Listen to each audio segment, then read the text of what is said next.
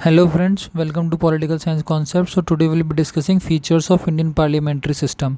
So आज हम features of Indian parliamentary system देखेंगे और इससे पिछले वाले वीडियो में हमने इंडियन पार्लियामेंट्री सिस्टम और ब्रिटिश पार्लियामेंट्री सिस्टम को कंपेयर किया था। तो आप उस वीडियो को भी देख सकते हैं to have a better understanding on this topic. So parliamentary system को हम कैबिनेट गवर्नमेंट भी बोलते हैं, रिस्पॉन्सिबल गवर्नमेंट भी बोलते हैं और वेस्टमिनिस्टर मॉडल भी बोलते हैं। और ये बेसिकली पार्लियामेंट्री सिस्टम जो है वो यूनाइटेड किंगडम, जापान, कनाडा और इंडिया फॉलो करते हैं। ठीक है। सो देखते हैं इसमें क्या क्या पॉइंट्स आते हैं। इसमें नॉमिनल एंड रियल एग्जीक्यूटिव ना, मेजॉरिटी पार्टी रूल, इसमें हम सबको एक एक करके डिस्कस करेंगे।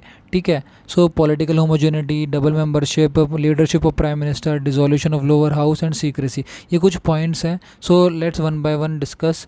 ठीक है। तो नॉमिनल और रियल एग्जीक्यूटिव, नॉमिनल और रियल एग्जीक्यूटिव बेसिकली क्या डिफरेंस है इसमें। जो नॉमिनल एग्जीक्यूटिव होते हैं ना, वो हमारे प्रेसिडेंट जी होते हैं, वो एक्चुअली वो नॉमिनल एग्जीक्यूटिव होते हैं, और प्राइम मिनिस्टर जो हैं वो हमारे रियल एग्जीक्यूटिव होते हैं। इसका क्या मतलब है कि जो प्राइम मिनिस्टर हैं वो he is a part of cabinet. ठीक है। और वो हमारे पार्लियामेंट में बैठ के रूल्स एंड रेगुलेशंस बनाते हैं और वो प्रोग्राम इम्प्लीमेंटेशन में हेल्प करते हैं। ठीक है।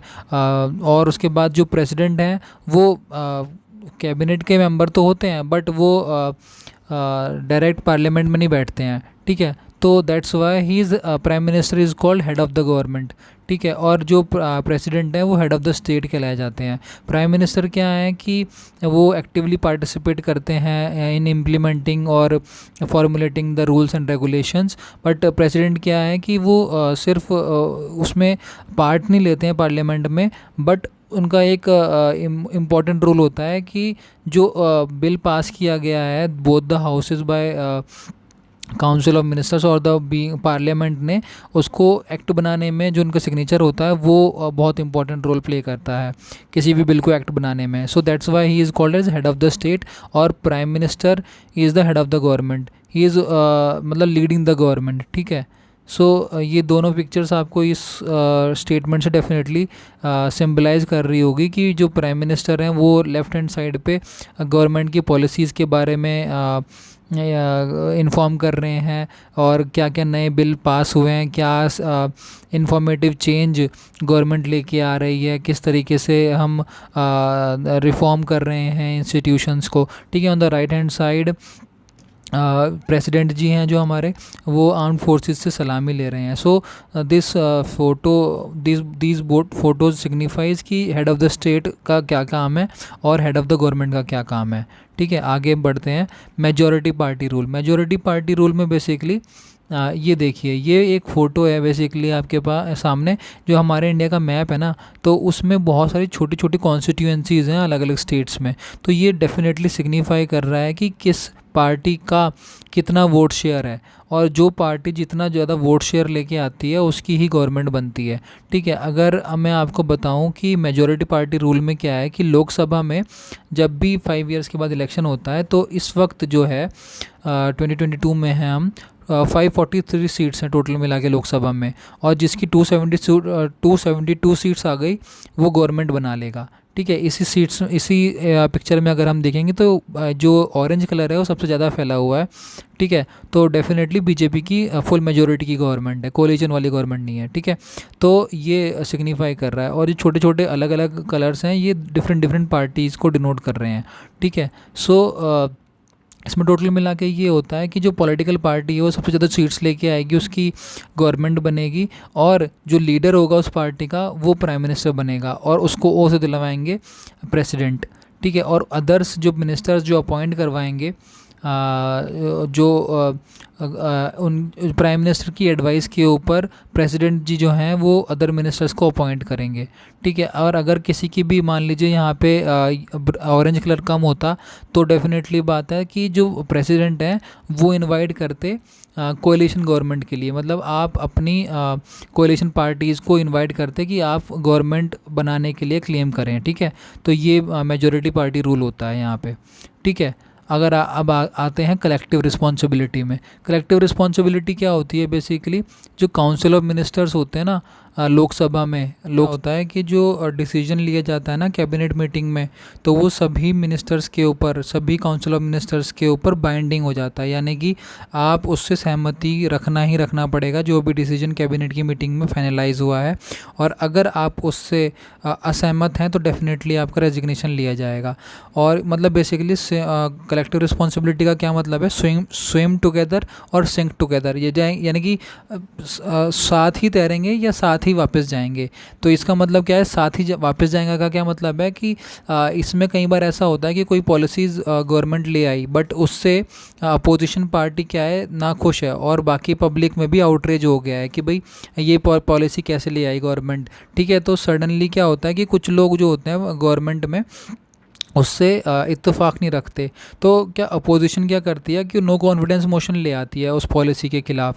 तो गवर्नमेंट को उस जो भी पॉलिसी वो ये डिसीजन लिया है उसके ख़िलाफ़ उसको नो कॉन्फिडेंस मोशन पास करना पड़ता है कि भाई मेरे पास जो मैंने डिसीजन लिया है उसमें सारे जो मिनिस्टर्स हैं मेरे, वो सब के सब मेरे साथ हैं और कोई भी इससे डिफरेंस नहीं रखता है। तो डेफिनेटली बात है इसमें गवर्नमेंट भी गिरने का चांस बढ़ जाता है। तो कलेक्टिव रिस्पॉन्सिबिलिटी बहुत इंपॉर्टेंट हो जाती है गवर्नमेंट के लिए, और उसमें सारे मिनिस्टर्स उसके साथ होने चाहिए, और जो कलेक्टिव डिसीजन लिया है उसको इम्प्लीमेंट कराने में भी और उसका साथ देने में भी बहुत इंपॉर्टेंट रोल प्ले करती है गवर्नमेंट।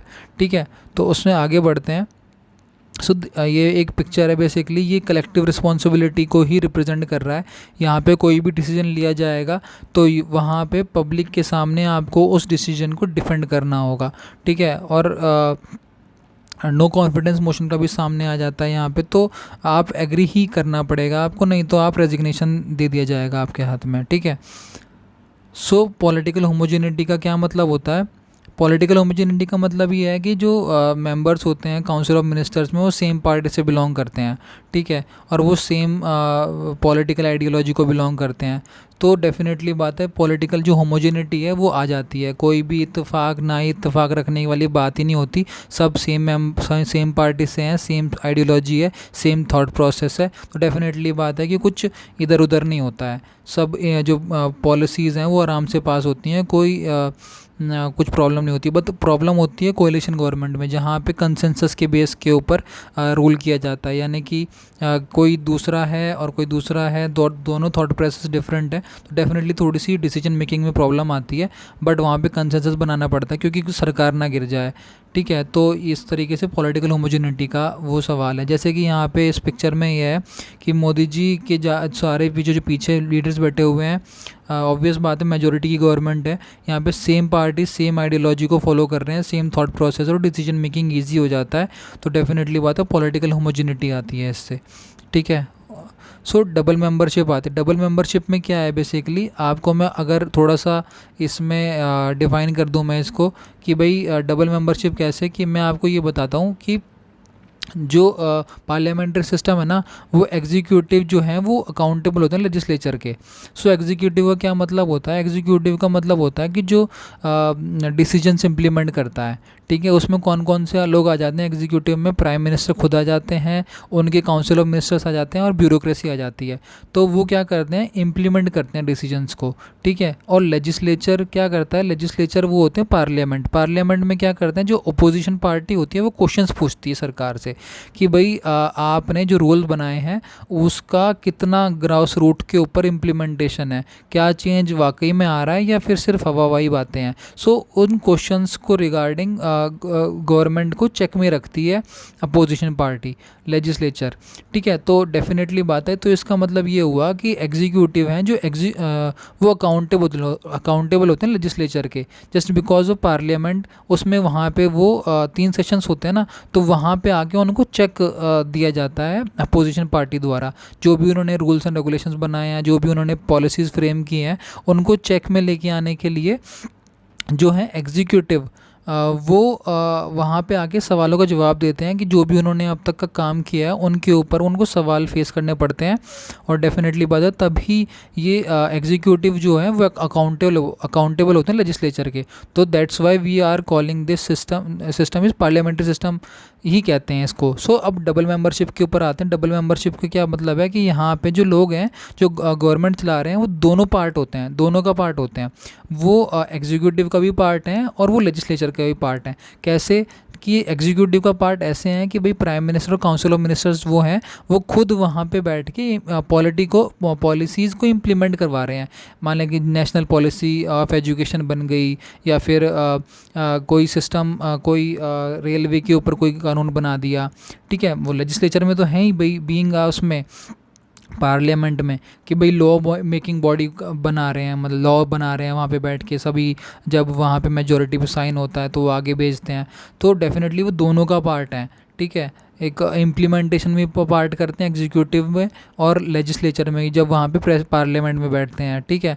दोनों पार्ट वो पूरा करते हैं। जब बिल बनता है तब वो एक पार्ट प्ले करते हैं, और जब वहाँ पे एग्जीक्यूटिव जब पॉलिसीज़ इम्प्लीमेंटेशन की बात आती है तो वहाँ पर भी, तो दोनों पार्ट वहाँ पे डबल मेंबरशिप इस वजह से हो जाती है इनकी, ठीक है। सो आगे बढ़ते हैं। सो leadership of the prime minister क्या है? Leadership of the prime minister ये है कि आपको लोगों को पता ही होगा, जब मेजोरिटी ऑफ द गवर्नमेंट बनती है, जैसे मैंने इलेक्शन में बताया था कि वो प्रेसिडेंट चुनते हैं प्राइम मिनिस्टर को। सो प्राइम मिनिस्टर बहुत इंपॉर्टेंट रोल प्ले करते हैं गवर्नमेंट को चलाने के लिए। तो जब वो गवर्नमेंट को चलाते हैं, वो सिर्फ डिसीजंस ही नहीं लेते कैबिनेट मीटिंग में, वो बहुत सारे विदेश यात्रा करते हैं। वहाँ पे इंडिया का जो वोट है या वहाँ पे जो इंडिया का जो मत है उसको सामने रखते हैं, ठीक है। इंडिया का क्या चेंज है, पॉलिसीज़ को इन्वेस्टर्स के सामने रखते हैं, ठीक है। और भी बहुत सारी काम होते हैं, ठीक है, प्राइम मिनिस्टर के। तो वो लीडरशिप जो है वो प्रोवाइड की जाती है प्राइम मिनिस्टर द्वारा, ठीक है। और वो जो बहुत सारे जो क्रूशल डिसीजंस हैं वो कैबिनेट की मीटिंग में फाइनलाइज होते हैं। किस तरीके से गवर्नमेंट को आगे बढ़ाना है, किस सेक्टर में हमें आगे फंड्स को रेज़ करना है, तो ये सारे जो डिसीजंस होते हैं वो प्राइम मिनिस्टर की लीडरशिप में लिया जाता है, ताकि जो फंक्शनिंग होगी ना, किस दिशा में आगे किस दिशा में देश को आगे बढ़ाना है, तो ये सब काम जो होते हैं वो प्राइम मिनिस्टर की लीडरशिप में होते हैं, ठीक है। आगे बढ़ते हैं। So dissolution of the lower house. Dissolution of the lower house का क्या मतलब है? बेसिकली क्या है कि जो प्रेसिडेंट हैं उनके रिकमेंडेशन के ऊपर ना प्राइम मिनिस्टर कह के लोअर हाउस को डिसॉल्व करवा सकते हैं। यानी कि जो प्राइम मिनिस्टर हैं वो एडवाइस करेंगे प्रेसिडेंट को कि आप लोअर जो लोकसभा है उसको डिसॉल्व कर दीजिए फ्रेश इलेक्शंस के लिए। भाई उसका टेन्योर ख़त्म हो गया है या ख़त्म नहीं भी हुआ है, तब भी उसको कह के प्रेसिडेंट को वो डिसॉल्व करवा सकते हैं। तो this is one of the features of dissolution of the lower house, ठीक है। ये एक फीचर है, ठीक है। इसमें आगे बढ़ते हैं। सीक्रेसी भी एक इम्पॉर्टेंट फीचर है, जिसमें ये कहा गया है कि आप एक फ़ोटो दिखा दूं पहले इसमें आपको। देखिए ये फ़ोटो है, जब मोदी जी जब प्राइम मिनिस्टर बन रहे थे तो उनको सीक्रेसी दिलाई गई थी, ओथ दिलाई गई थी by the president, honourable president. तो उसमें क्या होता है कि आपको जो आप काम करेंगे वो देश हित में करेंगे, अपने कोई फ़ायदे के काम नहीं करेंगे, ठीक है। इस तरीके की ओथ दिलाई जाती है, और आप जो भी अपनी ड्यूटीज़ और रिस्पॉन्सिबिलिटीज़ जो भी निभाएंगे देश के प्रति निभाएंगे, और कभी भी कोई गलत काम नहीं करेंगे, इंडिविजुअल फेवर में और पार्टी फेवर में नहीं होगा वो काम।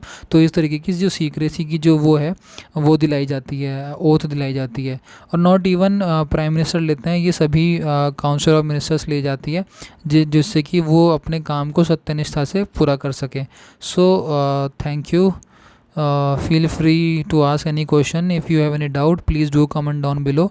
Thank you and have an awesome day.